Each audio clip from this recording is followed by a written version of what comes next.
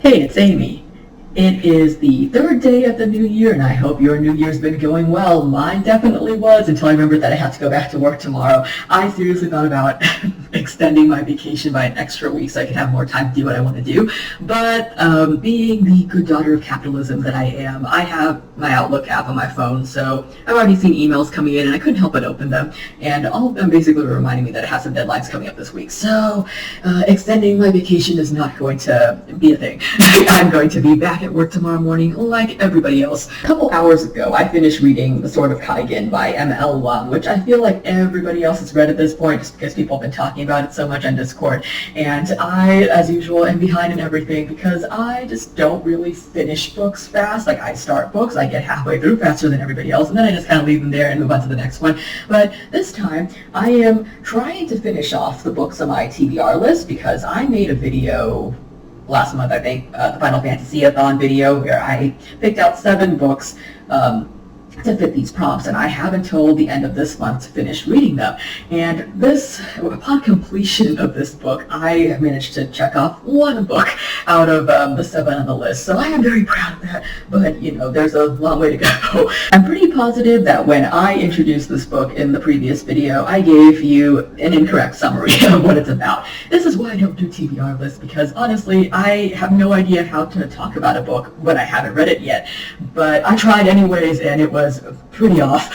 So I originally said I think that this was a historical fantasy novel set in like a fictional Japan, like kind of a samurai-ish storyline like Dororo, except Dororo was actually set in like ancient Japan. It turns out it is set in like a fictional version of Japan, except it's called Kaigen. But I don't know about the actual ancient part, because as soon as I read the first chapter, I got extremely confused. Like I said, expected to go in seeing this world where everybody dresses like back in the days of the samurai, and nobody has any technology. You know, it's ancient Japan, but in reality, people do have technology. People in Kaigen just don't really use technology that much. They've chosen to stick to these like traditional warrior ways. So like they have a TV, like for example, like the main character's family has like watches TV while they're eating dinner and everything, but they don't have phones, whereas like the characters that we encounter like from the city and everything have like what is described as like a rectangular block that can go online, so I'm assuming that's a smartphone. And they're setting up like these cell towers communication towers like in the village as the book goes on. So there is technology. The rest of the world is kept up with like modern advancements and everything, but in Kaigen itself, everybody still practices using swords, and it just seems very like ceremonial and like kind of symbolic, but not something that's needed. Like, it's remarked upon that the protagonist's family like runs this academy to train like sword fighters, and people don't really want to send their kids there anymore just because they don't see the need for it, which has resulted in their finances taking kind of somewhat of a hit. But, you know, more on that later. This book starts off rather slow, so for the first 200 or so pages, I felt like I was just kind of like dragging myself along, not much was happening, and I kept making comparisons to Naruto and Avatar: The Last Airbender, just because like it's this, you know, ancient samurai warrior setting, but there's some technology, and there's also ability users who use abilities that are connected to the elements like water, fire, air, wind, stuff like that. The different fictional countries in this world specialize in different like elemental abilities. So the people of Kaigen, which is the country where this book is set, are water users, and all the abilities that they use are associated with water. So like ice, like actually controlling like the movement of water itself, and even the ability to manipulate blood, which that really made me think of Avatar: The Last Airbender, because it's kind of a forbidden technique, and I'm not really spoiling anything because this happens in like the first 2 or 3 chapters. It's an ability that both the protagonists can use to some extent, but people think it's rather unorthodox and kind of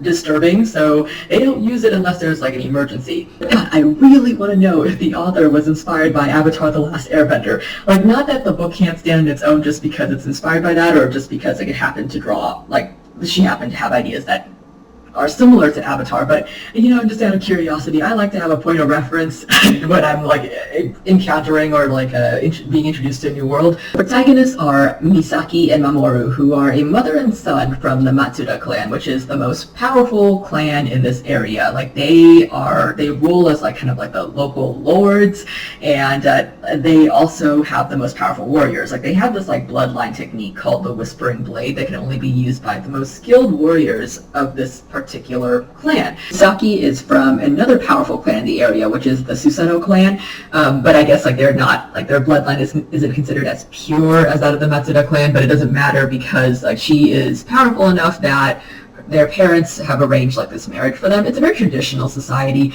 where women are expected to just marry well and have kids, be good wives, be good daughters, mothers, that so on and so forth.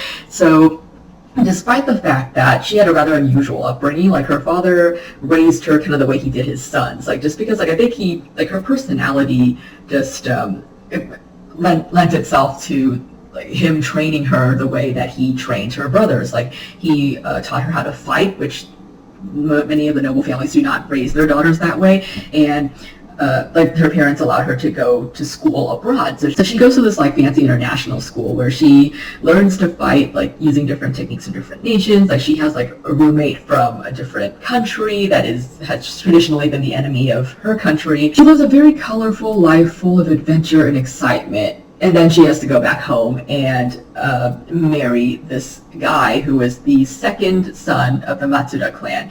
And Matsuda Takeru is very powerful. Like he's a very skilled warrior. He's intelligent, and like he's just very good with numbers and all that. But he's completely antisocial and very, very cold. Like they compare him to ice a lot, and like he's just, and she says that he's like a block of ice. Like he feels cold to the touch.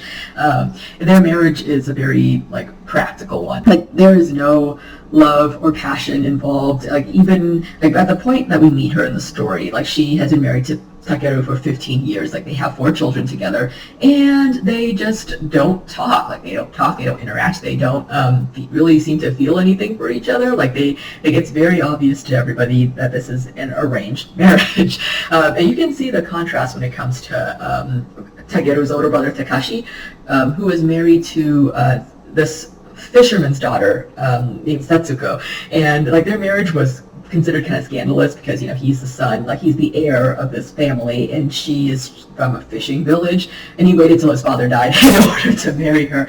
But she is like completely different from all the other women that you encounter amongst like the nobles, just because like she is from a common background, and she's also an ability user herself, but her ability is used like mainly for like her livelihood, like which is fishing. She and her husband did have a marriage that came about because of like the love and affection that they felt for each other, which you do not see with Misaki and her husband. I really don't know how Misaki, being such a strong-willed, intelligent, talented warrior, could have deigned to like be subjected to this kind of treatment by her father and her husband. Like they always tell her to shut her mouth because she's a woman, that she's expected to serve her husband, and it's just it made me want to spit up blood. I was just so annoyed at the sexism, the misogyny, and the power imbalance in this relationship. It just seems like such a waste of potential to me, because like she has like a sword that she hides under the floorboards after she marries Takeru, because she's decided to put her past life as a fighter behind her, and just completely give herself over to this new life as a housewife and like a mother, even though it makes her miserable. Her oldest son with Takeru, Mamoru, is the other protagonist, and he's 14 when the book starts. He is considered a prodigy, and he's also the heir of the Matsuda clan, because his uncle Takashi, who is the current head of the clan, does not have a son. He only has a daughter, so unless he and his wife produce a son, like Mamoru is basically going to become the heir of this clan. So it's a lot of pressure to put on the shoulders of a little boy, in my opinion. Like he works extremely hard despite like his natural innate talent. So like he technically doesn't have to work that hard, but he is very aware like of his sense of his like responsibility and like what he is meant to be once he grows up. So despite training all the time and like just helping out his classmates and just overall being like a very good future lord. He still feels like he's lacking in everything, just because like his father is so cold and doesn't praise him and just doesn't ever seem like happy with anything. Like, I mean, like, we know that he's not happy just because like that's how he is. Like, he's cold towards Misaki, he's cold towards his own brother, like, even though he does listen to him and respect him, like, he's just cold towards everybody. That's just how he is. But like, to a teenage boy who wants approval from his parents, like, his mom is considered just a woman, so like her approval doesn't really mean anything, even though we see later on that Mamoru is able to think for himself and is quite progressive for a little boy raised in this like kind of traditional society. So Mamoru's story starts when this new boy from like the city comes to town, and like his father is there to set up these communication towers in this village so that they can actually, you know, communicate with the outside world and not be so cut off and isolated. So he brings with him like this like more worldly perspective. Like, he's traveled, he's been places. He wasn't raised in a traditional setting the way that all the other kids in this village are. I forgot to mention, Kaigen is ruled by an emperor, so everybody, like all the warriors and craftsmen, everybody in this area, like they're expected to serve like their ultimate ruler, the emperor. Like, with no questions asked. Like, it doesn't matter if like the emperor's actions are like his decisions seem weird or like they are going to harm your family. Like, you are supposed to gladly go to your death to serve the emperor. And when this new kid, Kwang Cholhee, I keep wanting to call him Hicho because he's a super junior, but his name is Kwang Cholhee. When he gets here, he questions like basically everything, where he's like, I don't think that this is actually what happened, like during history class. He tells Mamoru that basically everything that he has been taught is wrong. And this completely upends Mamoru's world. And it is only at this point that the story gets interesting. I'm not kidding, I was pretty much asleep until this knowledge came about.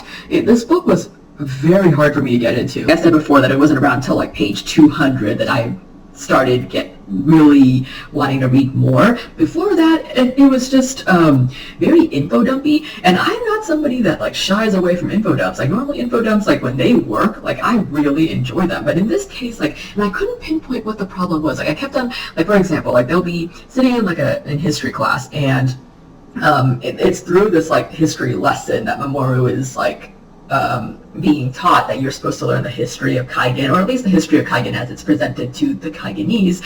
And then later on, like, there's conversations between Misaki and like her friends, where like her friends will ask, oh, like, you know, what happened? And then Misaki will launch into like a whole entire lecture essentially that gives you all this information. But it just felt like very obviously a setup for an info dump to me, and it didn't really work. I don't know, like, I don't think everybody else is bothered by it, but I was, and I couldn't figure out why exactly until I was watching Haikyuu last night. In Haikyuu, like, if you don't know, like, it's a volleyball anime, so they're playing volleyball, and they always have it set up so there's like this member of the audience who's like, oh, like, is he allowed to do that move? And then somebody else in the audience, who is usually like another volleyball player or like just a very fan who's very familiar with volleyball, will explain in detail. Like, no, he'll go, oh, like, well, this is how you get points, it's how it's set up, and it's, you know, an info dump meant to tell the audience who may not be super familiar with volleyball how the game works.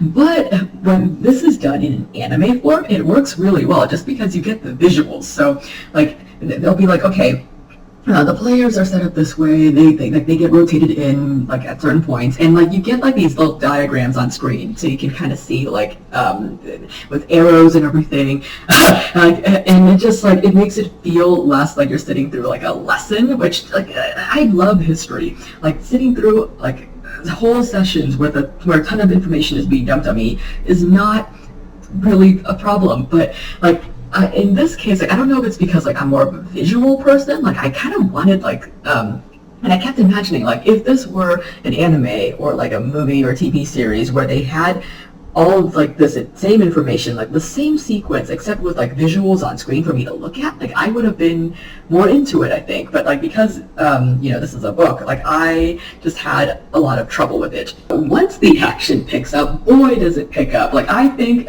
a good chunk of this book takes place in probably the span of like 1 or 2 nights. But I was sucked into the story by that point, and I just had to know what was going on. Like, I think I just like rushed through the majority of the book in one sitting, but the first part of it and like the last part of it took me a while to get through, and that's why I didn't finish it until today. But that middle chunk, it was really, really fast paced. It's also where all the trigger warnings come in, because this is ultimately a story about war. So you get all of this action, all this violence, like there is rape involved, like just war crimes, like things that happen during wars, like there are civilian casualties. It all happens very fast, so just be prepared for that. I hope that's not too big of a spoiler, but I feel like if you don't really bring that up, then you don't really know what the book is about, which is what happened in my case. Overall, I really did like this book, but I did have issues with it, and I can't give it a perfect score. I won't say oh man, I love this book, but do I recommend this book? Yes. I think it's something that's worth checking out at least. It did take me quite a while to connect with the characters, but once that happened, I definitely wanted to know their fates and whether or not they were going to pull through all of this, and I do hope that she comes up with a sequel to this.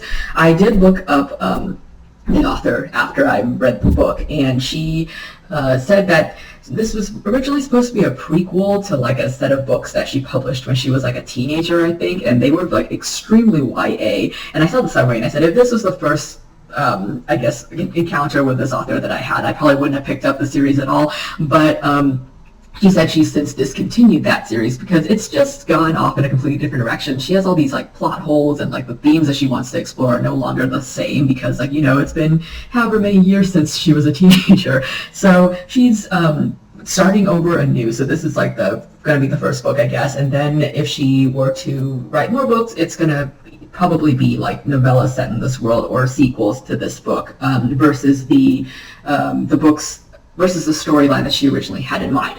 So, I'm interested to see where that goes, and if you have read this book already, let me know what you think. If you had the same problems that I did, and or maybe if you disagree with me. Anyways, I'm going to end here, and have a good rest of your night, and have fun back at work tomorrow. See ya.